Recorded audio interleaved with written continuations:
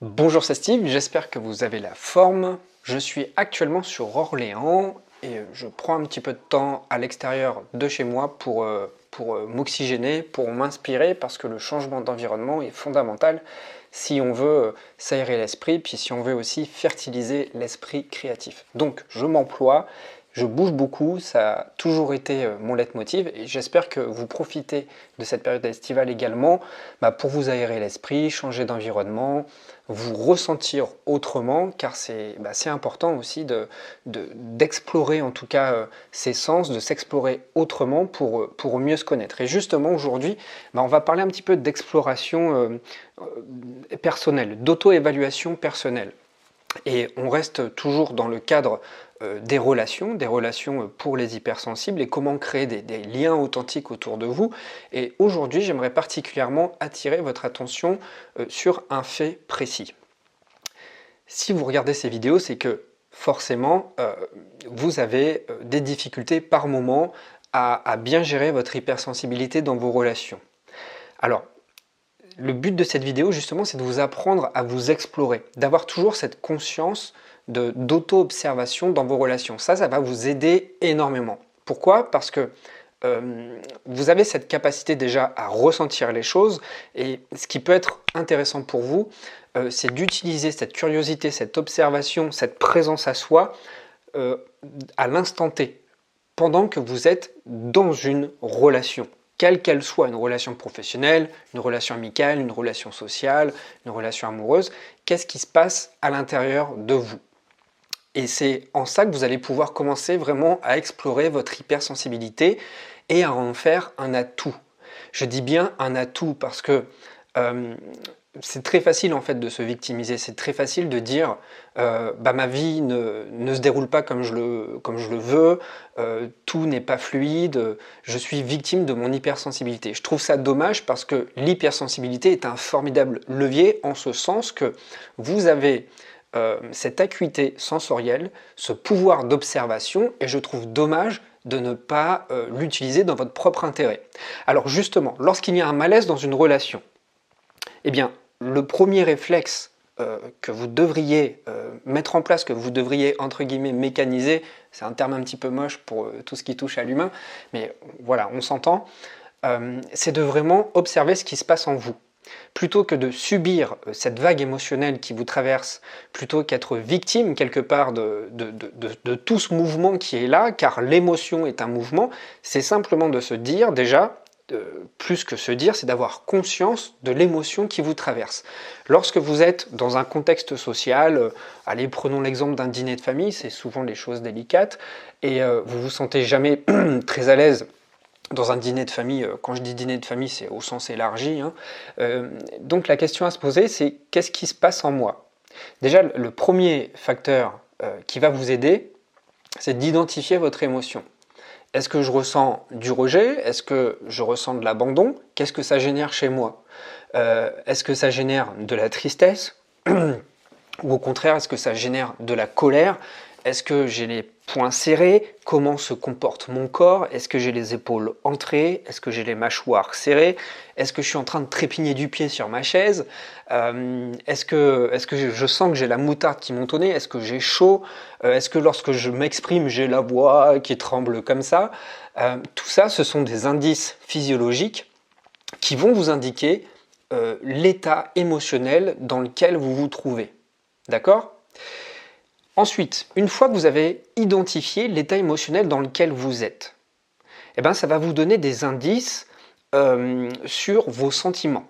Les émotions véhiculent des pensées et les pensées ensuite vont donner lieu à des comportements. Alors vos sentiments, vos pensées, essayez d'être présent à vous pendant que vous êtes dans ce contexte de socialisation pour vraiment identifier quelles sont les pensées qui tournent en automatique dans votre tête. Ce sont souvent les mêmes pensées, ce n'est pas des pensées nouvelles. Si vous vivez une situation inconfortable actuellement dans une situation sociale, ces pensées vous sont familières. Et là, vous vous dites très certainement, voilà, c'est encore la même chose qui est en train de se jouer. C'est toujours, ce jeu social joue toujours en ma défaveur. Alors, vous avez une option. Soit, comme je vous l'ai dit au tout début de la vidéo, vous continuez de faire la victime, vous repoussez la faute sur les autres, et il n'y a rien qui va évoluer. Donc ça, c'est la solution la plus facile sur le plan technique, se victimiser, toujours rejeter la faute sur l'extérieur, ou soit vous remettez en question, non pas que la faute soit de votre côté, mais plutôt de quelle manière je peux répondre à cette frustration. Si vous vous sentez inconfortable dans un contexte social, c'est qu'il y a quelque chose qui est frustré en vous. Cette frustration vient vous dire qu'il y a un besoin à combler. Donc, lorsque je vois souvent dans les commentaires que vous avez tout essayé, que la faute c'est pas vous, mais que la faute c'est les autres, parce que vous êtes hypersensible, vous avez une aura bénie autour de vous, s'il vous plaît, là, il faut juste simplement avoir un petit peu de bon sens. C'est pas un coup de gueule, mais force est de constater que je le vois trop dans les commentaires. Et c'est trop facile de réagir comme ça, c'est même infantile de toujours repousser la faute sur les autres. Alors, je ne dis pas que je ne dénigre pas vos points de vue, évidemment. Évidemment que vous avez vos raisons d'être en colère. Évidemment qu'il y a des choses qui sont injustes. Mais qui a dit que la vie était totalement juste ? La vie est remplie d'injustices, c'est comme ça. Simplement, il y a quelque chose qui va jouer en votre faveur. Cette chose, ça s'appelle la responsabilisation. Et je ne me veux pas du tout être paternaliste ou donneur de leçons, mais simplement, c'est la pierre angulaire de votre équilibre. Savoir se responsabiliser. Alors, lorsque je parle de frustration qui émane un besoin qui n'est pas assouvi, et souvent ce besoin prend racine loin dans votre passé, loin dans votre enfance, ça vient très certainement prendre racine dans une blessure émotionnelle, dans une blessure de votre enfance qui s'est cristallisée. Et votre inconscient va vous ramener à chaque fois à vivre ce genre de situation tant que vous n'avez pas pris en charge cette blessure émotionnelle. C'est comme ça. C'est comme ça, alors ça peut vous paraître cru, ça peut vous paraître injuste, mais c'est comme ça que ça se passe. Un gamin qui vit du rejet aujourd'hui et qui n'a pas des parents qui sont là pour l'aider à exprimer son besoin, à trouver les outils en lui, à verbaliser les choses pour guérir ce qui a été blessé, eh bien cette blessure va se cristalliser et tout au long de sa vie, eh bien l'inconscient nous amène à vivre des situations qui vont faire écho à cette blessure de l'enfant intérieur. Eh bien pour vous, c'est pareil, si actuellement, en tant qu'adulte, vous vivez dans des situations sociales, des choses qui sont dérangeantes, des choses qui vous énervent, des choses qui vous mettent hors de vous, et ça c'est parfaitement légitime, je conçois parfaitement, mais votre responsabilité, ce n'est pas de dire la faute c'est eux et moi je suis blanc comme neige, non, tout le monde a une histoire, tout le monde a des traumatismes. Même quand on a eu une enfance heureuse, je pense qu'on a tous vécu des choses blessantes. Votre responsabilité à vous, c'est de répondre à ce besoin. Donc ici, c'est l'idée que je souhaite transmettre, c'est de reconnaître l'émotion qui est une vague d'énergie, parfois violente, on ne va pas se le cacher, c'est hyper désagréable.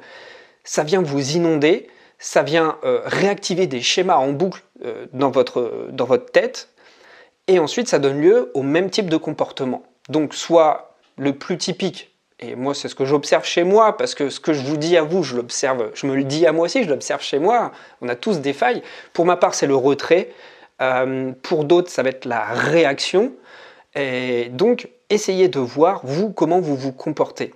Ensuite, comme je vous l'ai dit, toute frustration vient émaner un besoin. Donc qu'est-ce que ce besoin vient témoigner chez vous? Qu'est-ce que ça vient réclamer de votre part? La meilleure manière de répondre à ces besoins-là, j'en ai parlé dans la formation Métamorphose émotionnelle, c'est ce processus de reparentage. C'est savoir s'écouter avec autocompassion. Alors, ça ne veut pas dire se frotter dans le sens du poil, ça ne veut pas dire se victimiser pour justement ne pas se remettre en question, c'est se dire « Ok, là, j'observe factuellement, de manière objective, qu'il y a quelque chose qui ne va pas, les autres autour de moi réagissent toujours de manière injuste quant à qui je suis, par exemple, je ne me sens pas validé par les autres. Qu'est-ce que je peux faire, moi? Dans quelle mesure je peux agir, moi, pour réparer ce qui a été blessé? Et dès lors que vous allez répondre par vous-même à ce qui a été blessé, vous allez par la suite avoir beaucoup plus d'assises, beaucoup plus de confiance, une meilleure estime de vous et plus d'épaisseur dans votre personnalité. Les personnes en face de vous vont sentir que vous oscillez moins. Vous savez, l'esprit humain est parfois pervers.